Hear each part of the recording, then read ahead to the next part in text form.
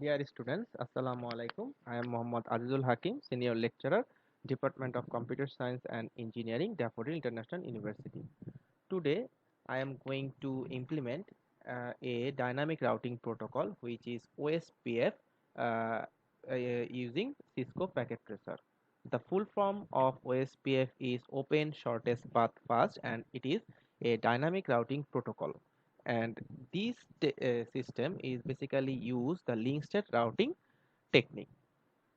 To implement OSPF routing protocol in Packet Tracer, I have created a topology using two routers, two switches, and four end devices. And you can see here there are total three networks, and for this I have taken three networks, and basically there is a bridge network, and where there is no host, and there are two another networks where there are two hosts in each network. And for the left side I have taken a class C IP address, and for the right side I have taken a class B IP address, and for the bridge network I have taken a classless address. So at first, to configure OSPF, I need to configure the end system and the routers first. So at first I will configure PC0. To configure PC0, at first I will click on PC0. A window will come up. Then I will click on the desktop, and from desktop I need to select IP configuration, and here I need to assign the IP address of PC0. So the IP address for PC0 is 192.168.2.2, and the subnet mask is 255.255.255.0, as we are using classful address. So we are using the uh, subnet mask of class C, and the default gateway will be 192.168 uh, 2.1. So I have done with PC0. Now I will close it. Then I will configure PC1. To configure the PC1 as same as PC0, I will click on PC0, and I need to click on desktop. Then from desktop I will click on IP configuration, and I need to assign the IP address for PC1, which is 192.168 2.3, and I will copy it, and then the subnet mask and the default gateway, which is 192.168.2.1. So I have done with the configuration of PC1. Now I will configure the laptop 0, and here I have taken a class B address, and for this laptop I will select the IP address 172.168.0.2. So I will click on desktop, then IP configuration. I will write the IP address 172.168.0.2. Then I will click on the subnet mask and the default gateway 192.168.0.1. I will copy the default gateway, and then I will configure the laptop 1. For configuring laptop 1, I will click on the laptop 1, then desktop, and then IP configuration. Then I will assign the IP address, which is 172.168.0.3, then subnet mask, and then the default gateway. So I have done with the configuration of all the end devices. Now I will configure the routers. So to configure the routers, at first I need to click on the router. So I will configure the router 0 first. That's why I will click on the router 0, and from router 0 you can see there is a option which is CLI, and the full form of CLI is command line interface, and I will click on CLI, and a window will come up, and you need to write at first no or n, and then you need to press enter. Then I need to press enter again. Then I need to write en or enable. Then I need to enter into configuration mode. That's why I need to write conf space t, that is configuration terminal, and then I will press enter. Now I would like to configure the ports of the router, and I can see there are two connected ports. One is FA00 and another one is AC2 by 0. So I will configure the FA00 port first. So I will write INT, which is basically interface, and then space and FA0/0. Now I will press enter. Then I will assign the IP address of this port. To assign the IP address for this port, I need to write the command IP space add, which is basically IP address, and then space, and then the IP address of this port, which is 192.168.2.1, then space, the subnet mask 255.255 dot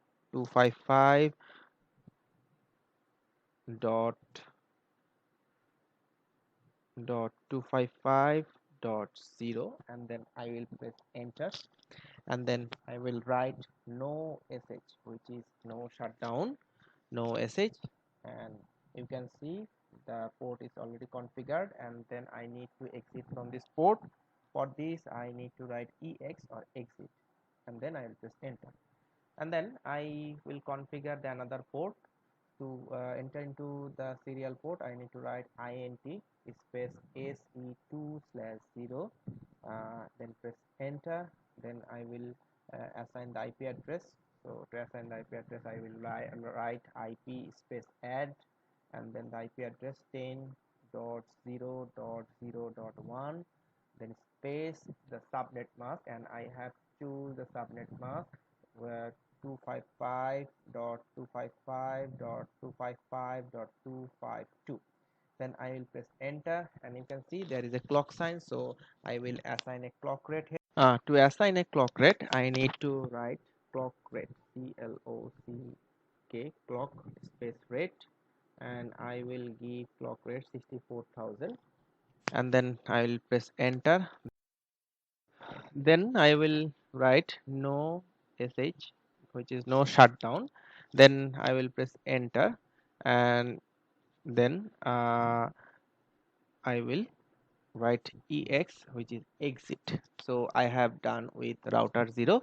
Now I will configure the router 1 same as the router 0. To configure router 1, I will click on router 1, then I will click on CLI, then in CLI I will write N and then enter again, then enable, then conf t, enter. Then I will put an IP address in the first Ethernet 00 port, so that I will write int space fa0/0, then enter. Then I will assign the IP address, which is IP space add, and then 172.168.0.1, and then space the subnet mask 255.255.0.0, then enter, then no sh, and then exit. So I have done with first Ethernet 00 port. Now I will configure serial 20 port. That's why I need to enter into serial 20 port. So I will entering into serial 20 port. Now I will assign the IP address 10.0.0.2, then the subnet mask 255.255.255.252. Then I will press enter, and you can see there is no clock sign here, so we don't need to assign any clock rate here. So I will write no sh, and then exit. So I have done with the port configuration of each router. Now I need to configure the OSPF settings. So to configure OSPF settings, at first I will uh, talk about something about the OSPF. So as you already know, OSPF means open shortest path first, and this is a dynamic routing, and this technique use the link state routing protocol. And to configure the OSPF routing protocol, at first I need to go to the configuration mode of a router. Then I have to write the command router, then space OSPF, then a process ID. So what is a process ID? A process ID is basically a positive integer, and we can use any number from 1 to 65,535 as a process ID, and we can run multiple OSPF process on same router, and process ID is used to differentiate between them. And process ID need not to match on all routers, so we can use different process ID in different router. So after writing this, I need to press enter. Then I need to assign the connected network address of each router.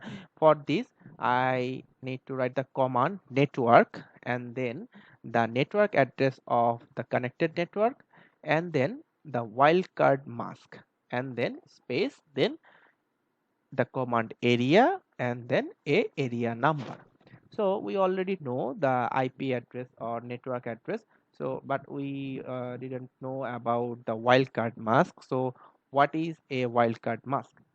So suppose I have a IP address or network address 10.0.0.0, and the subnet mask of this IP address is 255.255.252.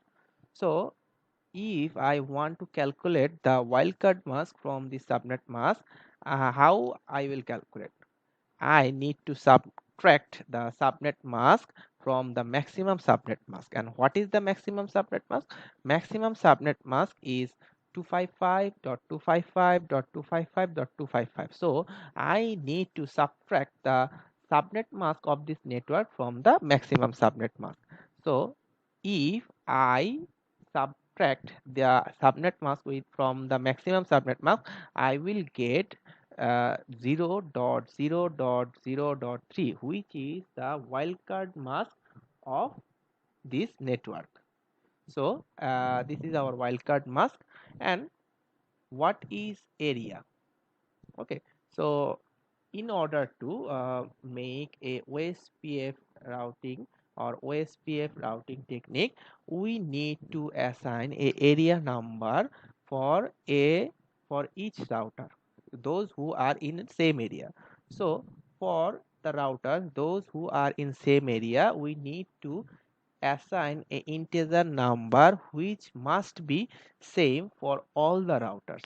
I have written an example here.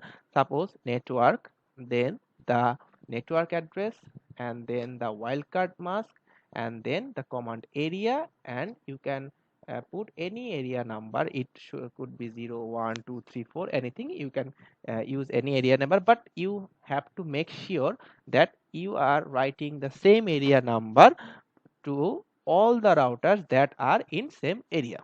So I will configure the OSPF. So I will open the Cisco packet tracer, and then I will click on router 0, and I need to go to the CLI. At first I will press enter, and I can see my router is already in configuration mode. So I will write router OSPF, then space, then I have already told you we need to write a process ID, and the process ID could be any number from 1 to 65,535, and I will write a process ID, suppose 10. Then I will press enter. Then you can see there are two connected networks with this router. One is 192.168.2.0, and another one is 10.0.0.0. So I need to show him this network address. So I will write network, then space, then the network address of a network, which is 192.168.2.0, then space, then the wildcard mask, and for this network the wildcard mask will be 0.0.0.255, and then space, then the command area, and then space a area number. So you can choose any area number. I will select area number 0. So I will press enter, and then again network 10.0.0.0, then space the wildcard mask, and for this network the wildcard mask will be 0.0.0.3, then space the command area, and the number will be 0. So I will press enter and then exit. So I have done with the OSPF command for router 0. Now I need to configure the OSPF command in router 1. So I will press on router 1, then I will go to the CLI, then I will press an enter here, and it is already in configuration mode. So I will write router and then OSPF, then process ID. I can select any other process ID, suppose 20, then I will press enter. Then you can see there are two network are connected with this router, so I will write network and then space the network address 172.168.0.0, then space the wildcard mask, and the wildcard mask for this network will be 0.0.255.255, and then space, then the command area, and I will write the number 0, and you must make sure that you will write the same area number in the both router. So I will press enter, and then again network, then the network address 10.0.0.0, and the wildcard mask 0.0.0.3, and the command area and the number 0, and I will press enter. So you can see we have done with our OSPF command in our router 1. So now I will check whether our configuration is correct or not. To check, for checking this, I will give some ping command, and I will ping from PC 0 to laptop 1. So I will open PC 0, and then I will go to the command prompt, and then I will write ping, and then space the IP address of laptop 1, which is 172.168.0.3, and then I will press enter and see what will happen. So it is trying to ping from PC 0 to PC 3, and you can see we are getting reply, and if we can ping again, then we can see we are getting reply from uh, 4 times. So this is actually about OSPF configuration. I hope you all understand this configuration, and so this all from me, and this all from the OSPF routing. Thank you. Assalamu alaikum.